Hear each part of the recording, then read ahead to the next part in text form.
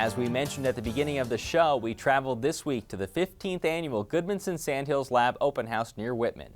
It's an area of the state where cow-calf production is prominent and dependent on Mother Nature to provide enough rain for grasses. In our interview with UNL Extension range and forage specialist Jerry Volesky, you'll be able to notice the distinction between rough years like 2012 and better years like this one. Well, here in 2014, most of the Sandhills areas do look pretty good. Some areas had a little bit dry April and even into parts of May, so there was some concern back earlier on in the spring, but when June rolled around, a lot of rain occurred, pretty widespread rain and well above average.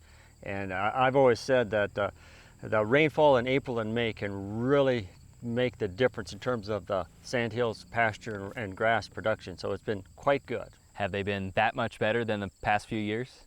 Well, yes. Of course, 2 years ago in 2012, we had that extreme drought and things were really tough.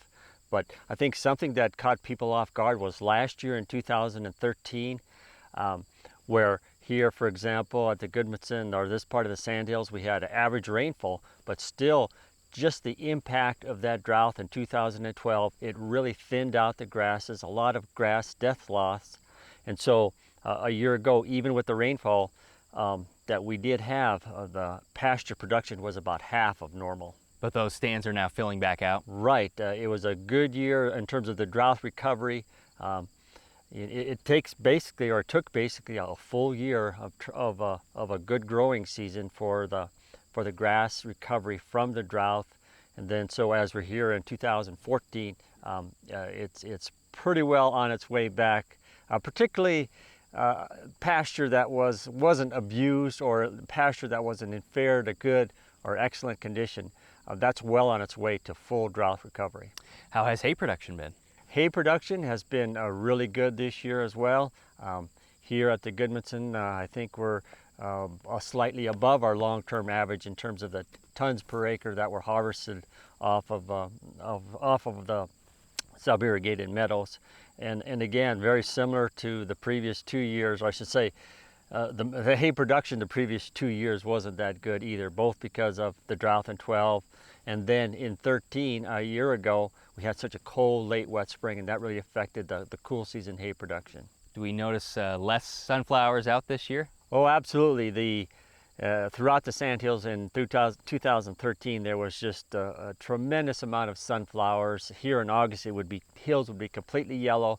Also, a lot of other annual weeds like lamb quarters, Texas croton, number of species. But all that was just a one-time response to the drought of 2012. And as the grasses improved and thickened up this year, the annual weeds like the sunflowers just aren't there. Anything producers need to be doing now to get ready for the rest of the growing season? Well, I think in terms of their grazing plans and grazing programs, we're winding down, I guess, with just really more of a couple more months left in the growing season. But I just encourage them to watch their stocking rates on their individual pastures, keeping records of how things look this year in each of their pastures, and use that information in terms of planning for next year and the subsequent year.